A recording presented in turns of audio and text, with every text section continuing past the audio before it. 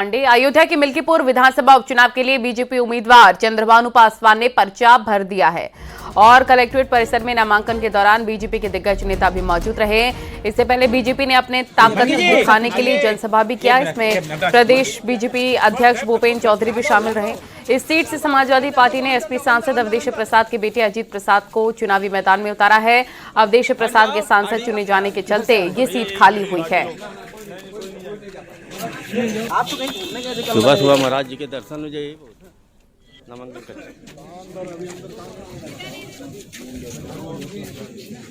Bharatiya Janata party की लड़ाई परिवारवाद के खिलाफ है। ये लोग परिवार से उठकर राजनीति सोच नहीं पाते। आपने एक महापरिवार का हसर देखा है उत्तर प्रदेश में। ये अब छोटे छोटे परिवारवाद के पोषक ये लोग हैं। चाहे कटहरी में आपने देखा कि पति हटा तो पत्नी लड़ी, यहाँ पिता हटा तो पुत्र लड़ रहा। तो कहीं न कहीं से इस देश में ये परिवारवाद जो वर्षों से लोग चला रहे हैं, हमारी लड़ाई उसी के खिलाफ है। समाज में बहुत काबिल लोग पड़े हैं जिनको अवसर मिलना चाहिए। अगर यही सीट खाली हुई, समाजवादी पार्टी चाहती तो किसी और व्यक्ति को दे सकती थी, लेकिन परिवारवाद से इतर, चूंकि इस पार्टियों की कमजोरी है परिवारवाद। भारतीय जनता पार्टी के साथ है, इसलिए मैं कह सकता हूं कि एक तरफा हम चुनाव जीतेंगे। उसके पीछे कई कारण। डबल इंजन की सरकार, आज गरीब कल्याण योजनाएं हैं, यानी एक गांव के पंक्ति के अंतिम व्यक्ति को पक्का मकान, शौचालय, आयुष्मान का 5 लाख का कार्ड, किसान सम्मान निधि और सड़कों का जाल और धार्मिक स्थलों के कारण आज प्रभु श्री राम का जन्मभूमि पर भव्य दिव्य मंदिर बनाने के कारण आज अयोध्या वासी भी आज लगभग 1.5 लाख के आसपास प्रतिदिन आते हैं। कभी त्योहारों 5-5, 6-6 लाख, 10-10 लाख की भीड़ हो जाती है, जिसके कारण आने वाला समय अयोध्या के लिए खुशहाली है। मिल्कीपुर की सम्मानित जनता जनार्दन ने भारतीय जनता पार्टी को ऐतिहासिक मतों से जिताने का संकल्प ले लिया है। जिस तरीके से विगत लोकसभा के चुनाव में झूठ का सहारा लेकर यहाँ पर अयोध्या में समाजवादी पार्टी जीती और उसके बाद जगह जगह पर अयोध्या और राम भक्तों का अपमान करने का काम किया। और दिल्ली में आम आदमी पार्टी को समर्थन देने को लेकर अखिलेश यादव का बड़ा बयान। अखिलेश यादव ने कहा कि जो क्षेत्रीय पार्टी जहां मजबूत है वहां इंडिया गठबंधन उसे मजबूत करे। बीजेपी के खिलाफ दिल्ली में आप मजबूत है, इसलिए उन्हें मजबूत करना जरूरी है। जो रीजनल पार्टी जहां मजबूत है, उस रीजनल पार्टी को इंडिया गठबंधन मजबूत करेगा। दिल्ली में आप बहुत मजबूत है, इसलिए समाजवादी पार्टी ने आपका समर्थन किया है। जो रीजनल पार्टी बीजेपी से मुकाबला कर रही हैं, हम इंडिया गठबंधन के सभी नेताओं को मिलकर के उनकी मदद करनी चाहिए, उनके साथ खड़े होना चाहिए, क्योंकि दिल्ली में आप कांग्रेस आमने सामने हैं। हमारा सुझाव तो यही है कि आप मजबूत है, इसलिए हम आपके साथ खड़े हैं। और अखिलेश यादव के इस बयान पर कांग्रेस नेता संदीप दीक्षित ने क्या कहा, सुनिए। हो सकता है अखिलेश जी को लगता हो कि जो इन्होंने शराब नीति की वो बड़ी बढ़िया रही हो, कि हम शराब नीति इनसे सीख लें। इन्होंने जिस तरीके से आलीशान मकान बंगला बनाया, उनको भी लगता हो यार ऐसा मेरा क्यों नहीं घटता उत्तर प्रदेश में। आदमी किसी का राजनीति में साथ देता है तो उसकी नीतियों में साथ देता है ना। तो अखिलेश जी को लगता होगा यार मैं भी ऐसे ही आलीशान महल बनाऊंगा, मैं भी इस तरीके की शराब नीति बनाऊंगा उत्तर प्रदेश में। तो ठीक है, उनको ये सब लगता है, तो हम भी उत्तर प्रदेश की जनता से देखेंगे जब क्या होगा आगे। और वहीं केशव प्रसाद मौर्य ने अखिलेश यादव पर तीखा निशाना साधा। केशव प्रसाद मौर्य ने एक्स पर लिखा, इंडी गठबंधन के रंग रोज बदलते हैं। सपा प्रमुख अखिलेश यादव ने एक कंधे पर कांग्रेस और दूसरे पर आप को बिठा रखा है। और राजनीति के संतुलन कला पर क्या कहें, मास्टर स्ट्रोक या मजबूरी।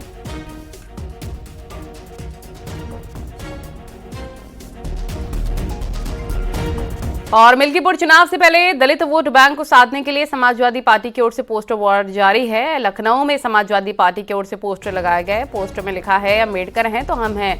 दूसरे पोस्टर में लिखा गया अम्बेडकर हैं तो पीडीए है। एक पोस्टर पर भीमराव अम्बेडकर और मुलायम सिंह यादव की फोटो लगी है। दूसरे पोस्टर पर अखिलेश यादव और डिम्पल यादव की फोटो है। ये पोस्टर एसपी के एमएलसी जास्मीन अंसारी की ओर से लगवाए गए हैं। कल भी एसपी की ओर से पोस्टर लगवाया गया था।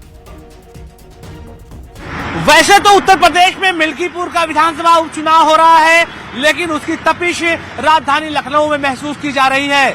राजधानी लखनऊ के मुख्य सड़कों पर आप देखें तो समाजवादी पार्टी के एमएलसी जास्मीन अंसारी के जरिए से एक पोस्टर लगवाया गया है। उस पोस्टर में लिखा गया है, अंबेडकर हैं तो हम हैं। इस तरह का पोस्टर लोहिया पथ पर आपको जगह जगह देखने को मिल जाएगा। आज सुबह ही ये पोस्टर कई जगहों पर लगाया गया है, जिसमें अखिलेश यादव, जास्मीन अंसारी खुद जो कि समाजवादी पार्टी के एमएलसी हैं, और उनके पत्नी का फोटो नजर आ रहा है। तमाम लोग इस सियासी पोस्टर से अंदाजा ये लगा रहे हैं कि मिल्कीपुर में जो विधानसभा उपचुनाव होने वाला है उसमें दलित वोट बैंक किधर जाएगा, इसको लेकर के समाजवादी पार्टी अपनी रणनीति को और चाक चौबंद कर रही है। भीमराव अंबेडकर के बहाने समाजवादी पार्टी दलित वोट बैंक पर 2024 के लोकसभा चुनाव में अपना पासा फेंकने में कामयाब होती हुई नजर आई है। ऐसे में मिल्कीपुर में अदर ओबीसी और दलित वोट बैंक ही डिसाइड करेगा कि आखिर वहां पर चुनाव कौन जीतेगा। तो समाजवादी पार्टी के एमएलसी की ये नया पोस्टर वार कितना काम आएगा ये तो देखने वाला वक्त बताएगा। लेकिन राजधानी लखनऊ में खास तौर से लोहिया पथ से जो गुजर रहा है उसको ये पोस्टर हर जगह दिखाई दे रहा है। कैमरा पर्सन गोपी गिरी के साथ अलाउद्दीन, न्यूज़ 18 लखनऊ। और कल भी समाजवादी पार्टी के नेता की ओर से एक पोस्टर लगवाया गया था। आज लगाए गए पोस्टर में अंबेडकर की तस्वीर के साथ पीडीए और अंबेडकर का जिक्र है, जबकि कल लगाए गए पोस्टर में हनुमान जी की तस्वीर के साथ दलितों का जिक्र किया गया था।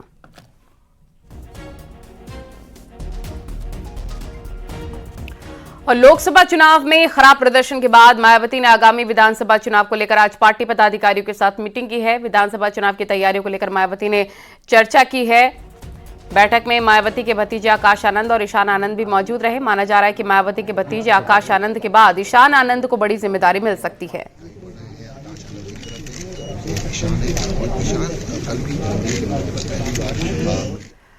और बीएसपी सुप्रीमो मायावती ने अपने 69वें जन्मदिन पर बीजेपी, कांग्रेस और एसपी पर निशाना साधा। उन्होंने कहा, कांग्रेस ने हमेशा बाबा साहब डॉक्टर भीमराव अंबेडकर और एससी के दूसरे महापुरुषों का अपमान किया है। कांग्रेस आरक्षण के अधिकार को भी समाप्त करना चाहती है।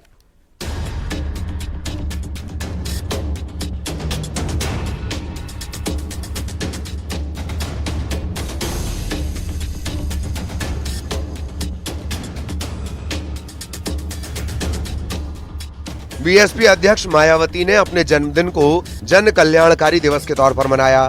इस मौके पर लखनऊ में मायावती ने ब्लू बुक लॉन्च की। ये बुक बीएसपी के मूवमेंट पर आधारित है। मायावती ने प्रेस कॉन्फ्रेंस कर कांग्रेस और समाजवादी पार्टी पर निशाना साधा। उन्होंने कहा कि विरोधी पार्टियां साजिश कर रही हैं, कांग्रेस आरक्षण खत्म करना चाहती है। कांग्रेस पार्टी तो सही समय पर आने पर इनके आरक्षण को ही पूरे तौर से खत्म करने में लगी है, जिसका ये ऐलान भी कर चुके हैं। ऐसे में कदम कदम पर कांग्रेसी नेताओं द्वारा संविधान को दिखाना व नीले कपड़े आदि पहनकर किस्म किस्म की नाटकबाजी करना, ये सब यहाँ दलितों एवं अन्य उपेक्षित वर्गों के साथ इनका छलावा व ढोंग नहीं है तो और क्या है। मायावती का कहना है कि बीएसपी पर लोगों का भरोसा आज भी कायम है। गरीब और मध्यम वर्ग के लोग परेशान हैं। तमाम विपक्षी पार्टियां दलितों का समर्थक होने का दिखावा कर रही हैं। दलित एवं आदिवासियों के वोटों को हथियाने में इन सभी विरोधी पार्टियों में उनके चहेते बनने की भी काफी होड़ लगी हुई है, किंतु उनका हक छीनने में अभी भी कोई पार्टी पीछे नहीं है। अर्थात ये सभी पार्टियां एक ही थैली के चट्टे बट्टे हैं। समाजवादी पार्टी के प्रवक्ता का दावा है कि दलित और पिछड़ा समाज अब उनकी पार्टी से प्रभावित है, इसीलिए उनके साथ आ रहा है। दलित समाज जो है वो बहुसंख्य में समाजवादी पार्टी के साथ आया है और आ रहा है, क्योंकि बहुजन समाज को लगा, दलित समाज को लगा कि अगर हमारे समाज का उत्थान कहीं है तो वो समाजवादी पार्टी के साथ है। इसलिए बहुसंख्य में आज की तारीख में दलित समाज जो है समाजवादी पार्टी से जुड़ रहा है। मायावती के सभी दलों पर निशाना साधने के बाद यूपी सरकार में परिवहन मंत्री दयाशंकर का कहना है कि बाबा साहब के सपनों को पूरा करने का काम पीएम मोदी के नेतृत्व में बीजेपी कर रही है। जो वो सपने देखते थे कि भारत में इस तरह की व्यवस्था लागू हो, जिसके लिए उन्होंने संविधान बनाया, उसको कोई सही मायने पर धरती पर लाने का काम किया तो माननीय नरेंद्र मोदी जी ने किया। तो आज उनके सपनों का देश बनाने का काम आज मोदी जी की सरकार कर रही है, इसलिए पूरे देश आज गौरवान्वित है। मायावती की प्रेस कॉन्फ्रेंस में आकाश आनंद के साथ उनके छोटे भाई ईशान आनंद भी नजर आए। उनके भी राजनीति में आने के कयास लगाए जा रहे हैं। हालांकि एसपी का कहना है कि 2027 में तो किसी के लिए जगह ही नहीं है।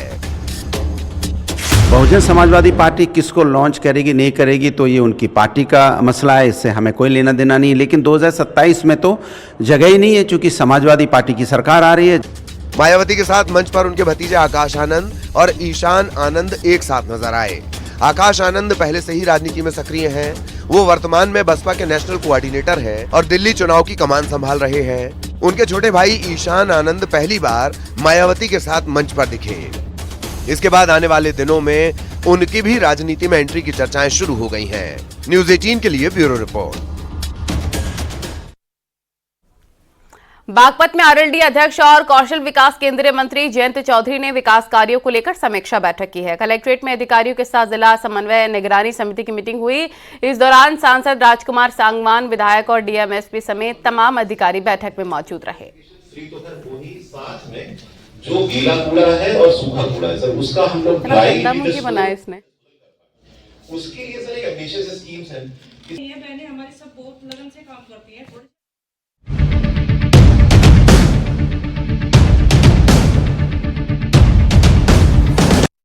और संभल में बिजली चोरी से जुड़ी बड़ी खबर सामने आई है। बिजली विभाग के मुताबिक यहां पर बिजली चोरी में 1400 केसेस दर्ज हुए हैं, जिनमें 16 मस्जिद और 2 मदरसे शामिल हैं। इनके ऊपर कुल 11 करोड़ का जुर्माना लगाया गया और 20 लाख की वसूली भी की जा चुकी है।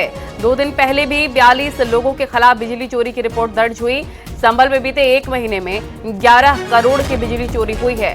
खास बात यह है कि इनमें से अकेले 1 करोड़ 91 लाख का जुर्माना एसपी सांसद बर्क पर लगा है। बिजली विभाग ने बिजली बिल जमा करने के लिए बर्क को 1 हफ्ते का वक्त दिया है।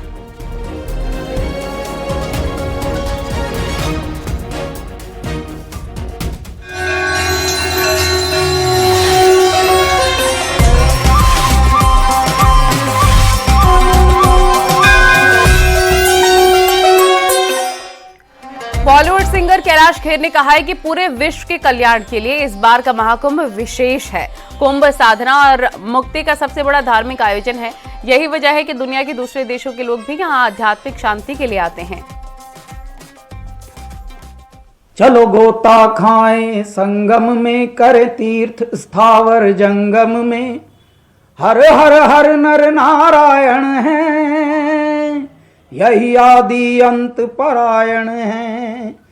जहां अगम अलौकिक ज्योत जले, चलो कुंभ चलें, चलो कुंभ चलें, चलो कुंभ चलें, चलो कुंभ चलें, चलो कुंभ चलें, चलो कुंभ चलें, चलो कुंभ चलें, चलो कुंभ चलें।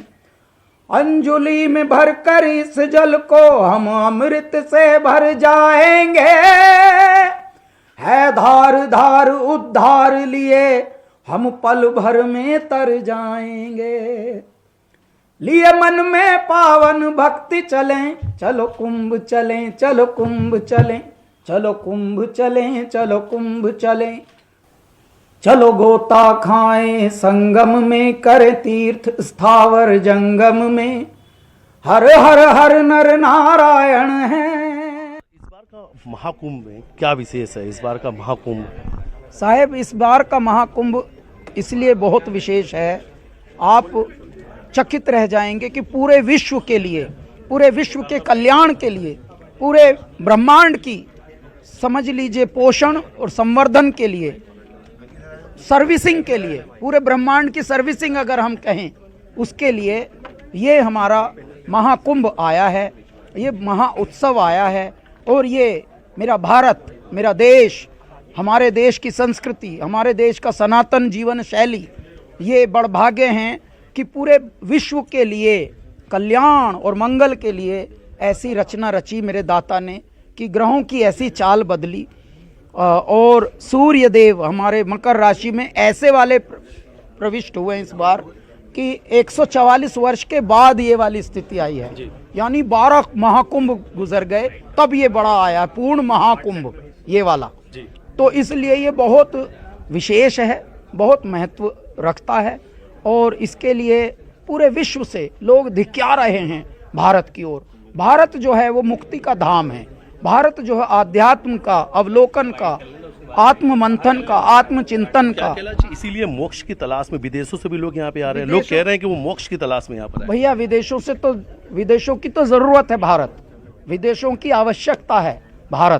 भारत में जब विदेशी लोग बहुत इंफ्रास्ट्रक्चर बना लेते हैं और दौलत कमा लेते हैं, आविष्कार कर लेते हैं, तो उनका जो सर चकराता है, फिर सर चकराता है, भिन्नोट हो जाता है, फिर वो पगला जाते हैं कि अरे क्या करें, सुकून मिला नहीं रहा। तो वो आते हैं कैंची धाम, ऋषिकेश, विश्वनाथ कॉरिडोर के दर्शन करने, गंगा घाट पे बैठते हैं थोड़ा ध्यान में। प्रयागराज महाकुंभ में 10 देशों के प्रतिनिधि मंडल ने संगम स्नान किया। 10 देशों के 21 सदस्यों के दल ने संगम स्नान किया। इसके बाद विदेशी श्रद्धालु संगम का जल लेकर अपने अपने घर जा रहे हैं। South Africa, Guyana, Sri Lanka, Malaysia, Mauritius के प्रतिनिधि मंडल ने संगम स्नान किया। इसके अलावा फिजी, फिनलैंड, सिंगापुर, त्रिनिदाद के प्रतिनिधि मंडल ने भी संगम में स्नान किया। इस मौके पर विदेशी श्रद्धालुओं ने कहा, गंगा, जमुना और सरस्वती के पवित्र संगम में स्नान करके वो धन्य हो गए। क्षेत्र समूचे विश्व के लिए कौतूहल का विषय बना हुआ है। समूचा विश्व महाकुंभ नगर में एकत्रित हो गया है।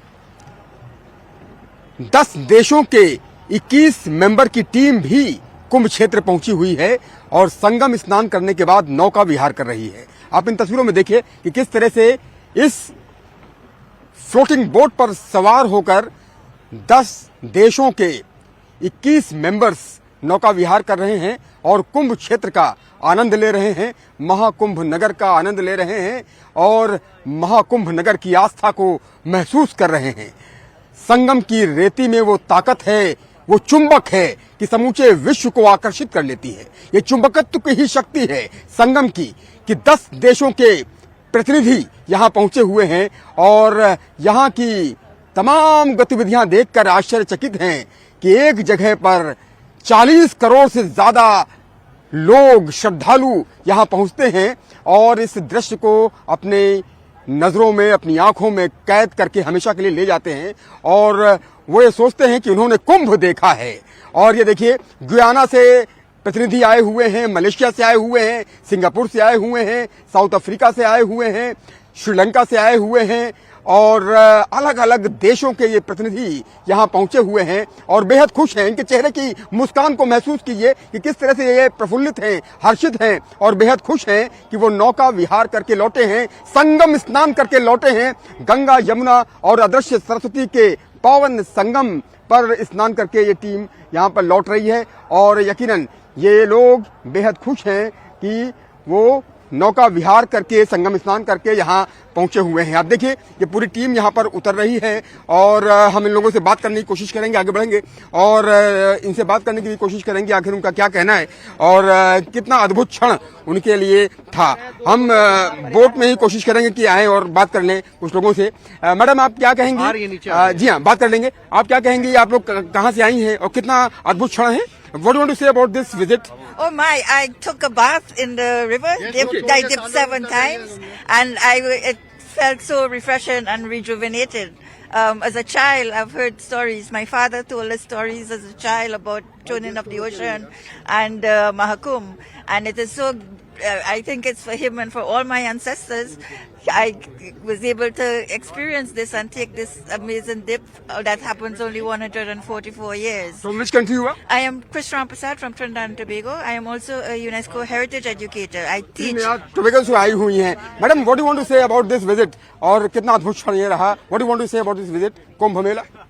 बहुत ही अद्भुत क्षण है ये, बहुत ही अच्छा है, मंत्रमुग्ध कर देने वाला क्षण है ये। यहाँ पे मैंने बहुत सारे श्रद्धालुओं को देखा जो यहाँ पे आस्था की डुबकी लगा रहे थे संगम में।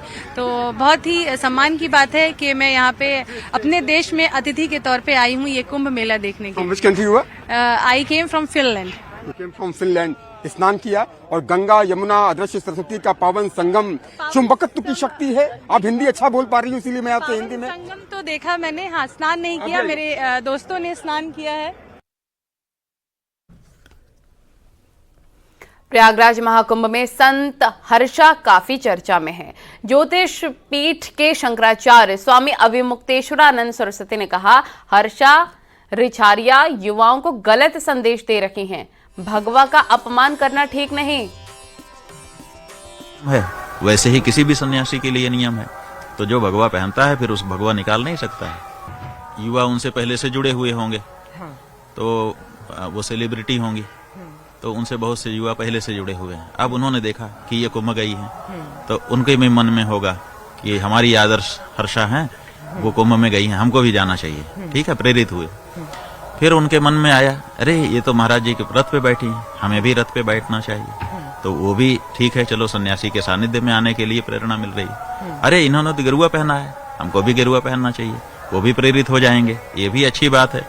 लेकिन फिर वो देखेंगे कि अब इन्होंने गेरुआ हटा दिया है, अब ये छीट के कपड़े पहन के आ गई, तो अब हम भी छीट के कपड़े पहन ले, यहाँ गड़बड़ हो जाएगा। नहीं, तो आपको ये भी देखना पड़ेगा कि मेरी प्रेरणा सही दिशा में जाए, भटक ना जाए आगे चल।